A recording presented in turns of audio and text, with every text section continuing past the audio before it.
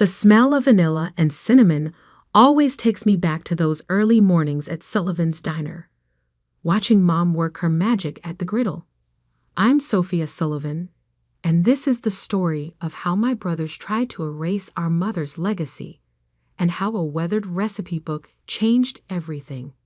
A restaurant is more than just food, Mom used to say, whisking batter in the pre-dawn light. It's memories made around a table, stories told over coffee, comfort served on a plate. She'd demonstrate each recipe with graceful precision, adding pinches of spices without measuring, creating dishes that made our little diner the heart of downtown Mill Creek for 40 years. My brothers, Michael and James, never understood that. They saw the worn vinyl booths, the decades-old coffee machines, the cracked tile floor that Mom refused to replace because it had character.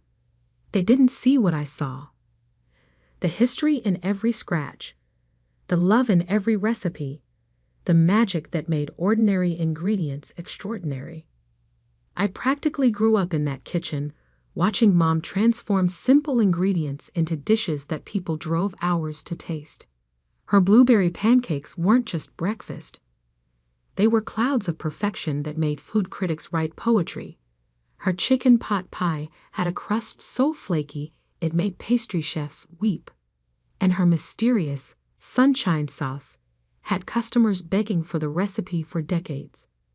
Family secrets stay in the family, she'd always say with a wink, adding another unmarked ingredient to the sauce that made everything it touched taste like heaven.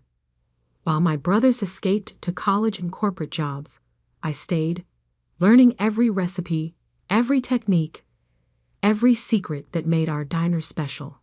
Mom never wrote anything down, or so I thought. "It's all up here," she'd say, tapping her temple. "When you cook with love, measurements are just suggestions." The day Mom passed away, 6 months ago, the diner lost its song. The morning rush felt hollow without her voice calling out orders. The kitchen seemed too big without her presence. But I kept cooking, kept serving, kept her spirit alive through every dish that left the kitchen. Michael and James showed up for the funeral in their expensive suits, made appropriate sad faces, then disappeared back to their lives, leaving me to handle everything. The only time they called was to complain about the diner's outdated image and limited profit potential. "It's a money pit, Sophia," Michael would say during his rare visits. Mom was too sentimental to modernize, but times change. "The property alone is worth more than the business," James would add, eyes fixed on his phone. "We could sell to developers and all make a fortune." But I held firm. The diner wasn't just a business, it was Mom's heart and soul, her legacy to the community she loved. Besides, I knew something they didn't. It happened 3 weeks ago while I was cleaning out Mom's old office. Behind a loose panel in her ancient desk, I found it. A leather-bound book, its pages yellow with age, filled with handwritten recipes. Not just Mom's famous dishes, but secrets passed down through generations of our family. The first page bore an inscription, "To my daughter Sophia, who understands that cooking is love made visible. These recipes are our family's heart. Use them wisely. Love, Mom." As I turned the pages, my hands trembling, I discovered this wasn't just a recipe book. It was a culinary treasure trove. The mysterious sunshine sauce, a revolutionary blend of ingredients that could transform any dish. The pancake recipe, a technique that had been lost to time. Each page contained not just ingredients and methods, but the kind of culinary innovations that modern chefs spent careers trying to discover. I was still processing this discovery when James and Michael burst into the diner yesterday morning, matching smirks on their faces. "Guess what, little sister?"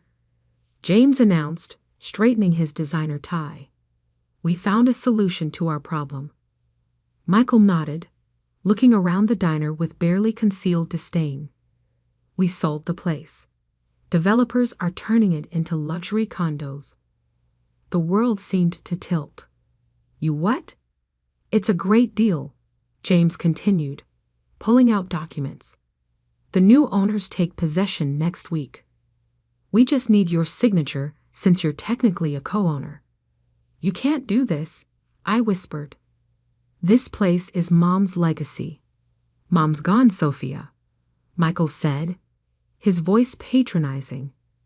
And this place is worthless, except for the land it sits on. Time to grow up and accept change. They didn't notice my hand slip into my apron pocket, touching the recipe book I'd been studying every night. They didn't know about the calls I'd been getting from famous chefs who'd heard whispers about Mom's secret recipes. They had no idea that just yesterday, a celebrity restaurateur had offered 7 figures just for the sunshine sauce recipe alone. The papers are just a formality, James was saying, holding out a pen. The deal's already done.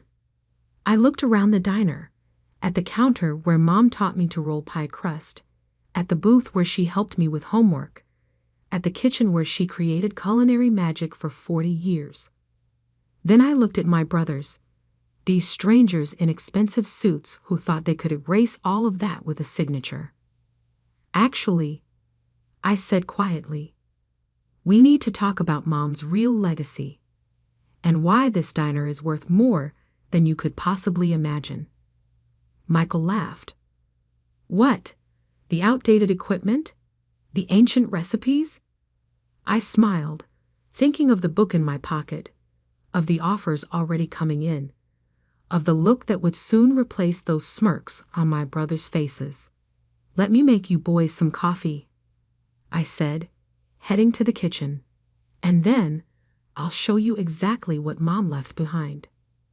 The morning sun streamed through the diner's windows, catching the steam from the coffee maker, creating a halo effect around the worn counter. Mom always said the best revenge is served like the best meals, with perfect timing and just the right ingredients. I was about to show my brothers just how right she was. I set 3 cups of coffee on the corner booth table, watching steam rise as my brothers impatiently checked their phones. The morning sun painted shadows through the vintage Sullivan's Diner window sign, creating patterns on the worn tabletop, the same table where Mom used to test her new recipes. Can we hurry this up? Michael drummed his fingers on his leather portfolio. Some of us have real jobs to get to. Funny you should mention real jobs, I said, sliding into the booth. Tell me, how much did these developers offer for the diner? James smirked. $2 million. Far more than this outdated greasy spoon is worth. I pulled out my phone, opening an email I'd received yesterday. Interesting, because Marco Romano just offered me $3 million for a single recipe.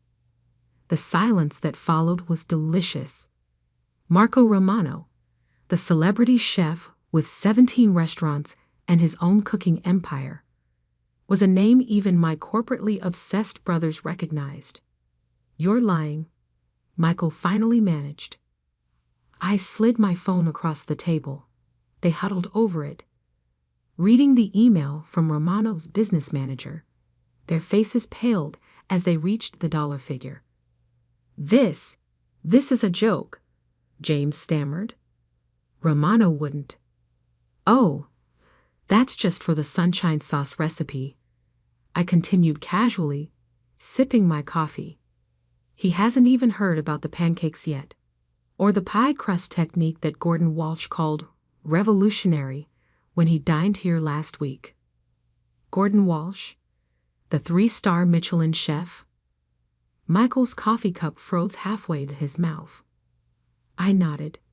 Turns out Mom's outdated recipes are quite valuable to the right people. I reached into my apron and pulled out the leather-bound book. Especially when they're part of a collection that spans 3 generations of culinary innovation. Their eyes locked onto the book like sharks scenting blood. I could practically see dollar signs reflecting in their designer glasses. "If this is true," James said slowly, "then as co-owners of the diner, those recipes belong to all of us." "Actually," I countered, "Mom left the book specifically to me. Check the inscription." They read Mom's handwritten note, their expressions darkening. "This doesn't change anything," Michael snapped. "The sale agreement is already unsigned." I cut in. "And incomplete without my approval.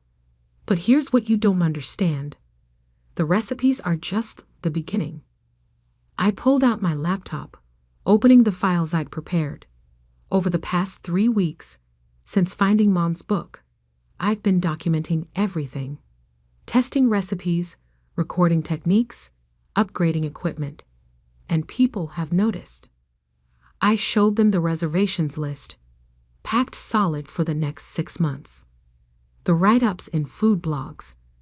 The messages from celebrity chefs and restaurant critics begging for tables. Last Tuesday, Anthony Chin from Taste Masters came in disguised to try Mom's pot pie. He called it, and I quote, "a masterclass in comfort food elevation that makes modern molecular gastronomy look like amateur hour." "That's impossible," James protested. "This is just a diner." "No," I corrected him. "This is a culinary legacy. Mom wasn't just cooking, she was innovating. That sunshine sauce.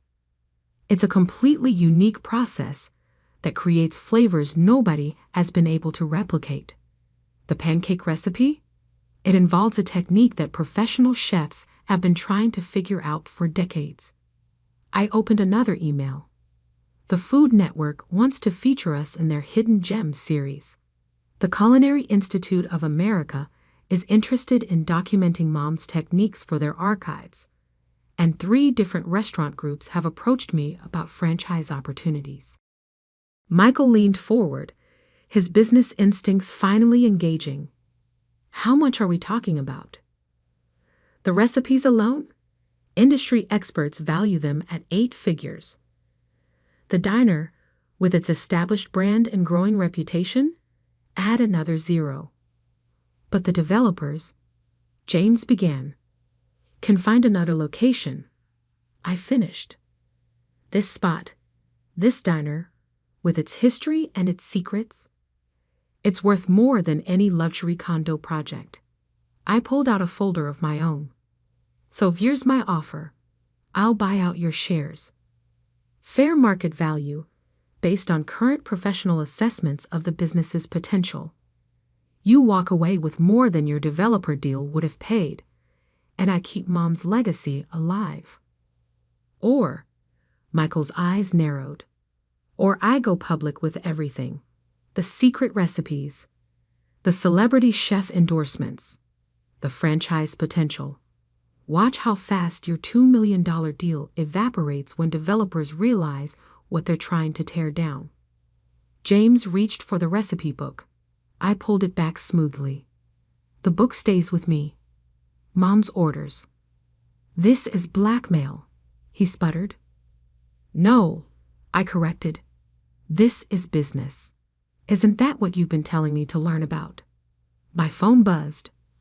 Another message from Marco Romano's team.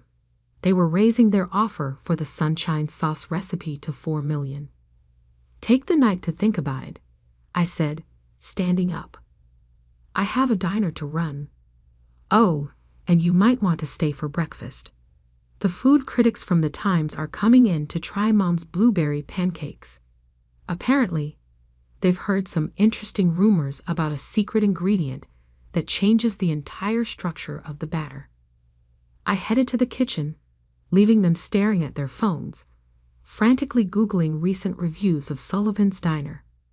Through the service window, I could see them huddled together, whispering urgently, their developer's contract forgotten on the table.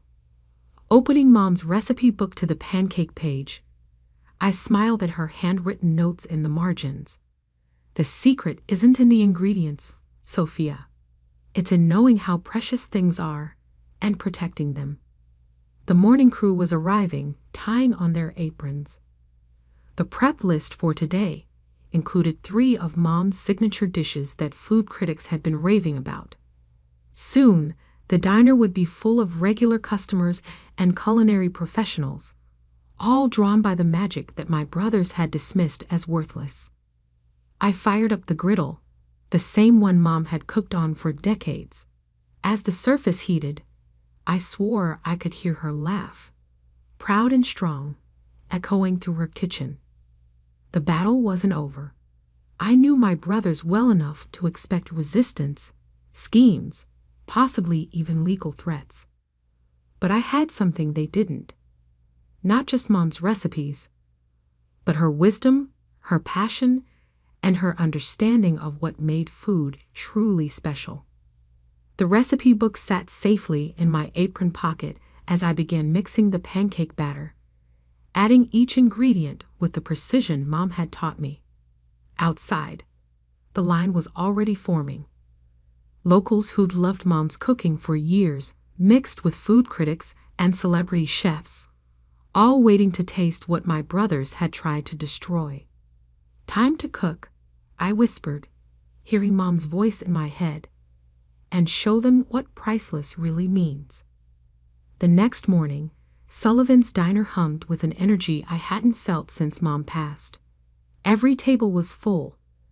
Regular customers mixed with food critics, celebrity chefs trying to decode our recipes, and even a few nervous-looking real estate developers. I was plating Mom's signature pancakes when my brother stormed in, wielding folders of legal documents and matching scowls. "This ends now," Michael announced, slapping a stack of papers on the counter. We had our lawyers look everything over. As majority shareholders. Actually, a smooth voice interrupted, "You might want to review the original ownership documents again." Marco Romano himself stood from his booth, cutting an impressive figure in his chef's whites. The celebrity chef approached the counter, dozens of phones recording his every move. "You see," he continued, "your mother was quite clever with her business structure. Sophia isn't just a co-owner. She's the controlling partner of the restaurant's intellectual property, including," he smiled, "all recipes and techniques developed on these premises." James fumbled through his papers. "That's impossible." We checked. "Page 6, subsection C," I said quietly, sliding a highlighted document across the counter. "Mom added it during the last revision 5 years ago. You both signed off on it without reading, too busy with your real jobs to pay attention to diner paperwork." Michael's face turned an interesting shade of red. "This is ridiculous. It's just a bunch of old recipes." "Old recipes?" Gordon Walsh stood up from another booth, his 3 Michelin stars practically gleaming. "Young man, your mother invented a sauce stabilization technique that revolutionizes flavor profiles. That single innovation is worth millions in the current market. And the pancake methodology?" Anthony Chin emerged from the kitchen, where he'd been observing our breakfast prep. "It completely reinvents the relationship between protein structures and heat application. I've offered 7 figures just for that process alone." My brothers stared as more culinary celebrities revealed themselves among the diners. The Food Network crew, filming discreetly in the corner, captured everything. "But the development deal," James weakly held up the contract, "has been withdrawn," a sharp voice called from the door. Catherine Martinez, the development company's CEO, strode in. "We don't demolish culinary landmarks, gentlemen, especially ones featured in tomorrow's New York Times dining section." She turned to me, smiling. "However, we would be interested in discussing a renovation project. Preserving the diner's character while upgrading the facilities to handle your growing customer base. My brothers slumped into counter seats, their expensive suits wrinkled, their legal ammunition useless. I poured them coffee, Mom's special blend, of course. You know what's ironic? I said, sliding Mom's pancakes in front of them. If you'd ever actually eaten here regularly, you'd have known what we had. Mom wasn't just cooking, she was innovating, experimenting, perfecting. Every dish held secrets that modern chefs are desperate to learn. Speaking of secrets, Marco Romano interjected, "Shall we discuss my offer for a Sullivan's Diner specialty restaurant in Las Vegas? Featuring your mother's recipes, prepared under your supervision, of course. And the cookbook deal," added a publishing executive from her corner table. 7 figures, just for the first edition. The cooking show potential is enormous. The Food Network producer chimed in. Authentic family recipes. Real culinary innovation, a great redemption story. My brothers stared at their pancakes, perfect golden brown, the secret technique making them simultaneously fluffy and crisp in a way no other chef had mastered. "We could work something out," Michael said quietly. "As a family." I thought about Mom's words in the recipe book. Success, like the perfect sauce, requires balance. Too much of any ingredient ruins the whole dish. "Here's what's going to happen," I said, refilling their coffee cups. "You're going to sign over your shares of the diner to me. Fair market value, as originally offered. In exchange, you'll each receive a small percentage of the licensing profits from Mom's recipes. Not because you deserve it, but because Mom would have wanted the family to share in her legacy. And if we refuse," James attempted one last show of defiance. Marco Romano laughed. "Then your sister takes these recipes and opens a new restaurant without you. How much do you think this property will be worth when Sullivan's Diner relocates 2 blocks away?" They signed the papers within the hour. 1 year later, Sullivan's Diner celebrated its reopening. The renovation had been perfect, maintaining the classic feel while modernizing the kitchen and expanding the seating. The original booths were reupholstered, the vintage sign restored, the character preserved, but enhanced. We now serve over 1,000 customers daily. The waiting list for dinner reservations is months long. 3 nights a week, I teach cooking classes, sharing some of Mom's simpler recipes with aspiring chefs. The more revolutionary techniques are being documented by culinary institutes, ensuring Mom's innovations will educate future generations. The Las Vegas restaurant opens next month. The cookbook is already a bestseller. The Food Network series, Sullivan's Secret Recipes, debuts in the fall. Michael and James. They come around occasionally, usually when the quarterly profit shares are distributed. They even eat here sometimes, finally learning to appreciate what Mom created. Last week, I caught Michael trying to reverse engineer the sunshine sauce recipe. I just smiled. Some secrets aren't meant to be cracked. Mom's recipe book sits in a place of honor behind the counter, in a custom display case. Next to it stands her old whisk, the one she used to make the pancake batter every morning for 40 years. Sometimes, when I'm in the kitchen before dawn, mixing those same ingredients, I swear I can hear her voice. "The secret ingredient isn't in the pantry, Sophia. It's in knowing what you have, fighting for what matters, and remembering that the best recipes aren't just about food. They're about love." Just yesterday, a young girl sat at the counter, watching me cook with wide eyes, just like I used to watch Mom. Her mother told me they'd driven 6 hours just to eat here. "How do you make everything taste so special?" the girl asked. I thought about the recipe book, about Mom's legacy, about the magic that happens when passion meets innovation.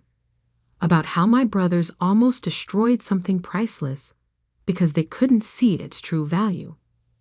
The real secret, I told her, sliding a perfect pancake onto her plate, is understanding that some things are worth more than money. Some things are worth fighting for.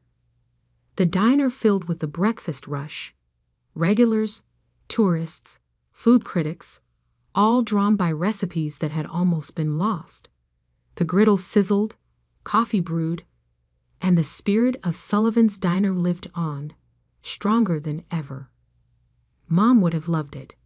After all, she always said the best revenge is served, not just with perfect timing and the right ingredients, but with a side of success that keeps on growing. As for that sunshine sauce recipe, it's still a secret. Some things, like Mom knew, are priceless, not because of what they're worth, but because of what they mean. And every morning, as I unlock the diner's doors and fire up the griddle, I smile, knowing that the real value of Sullivan's was never in its property or even its recipes. It was in the legacy of a woman who understood that true innovation doesn't always wear a fancy suit or come with a big price tag. Sometimes it wears an apron, works a humble griddle, and changes the world one perfectly cooked pancake at a time.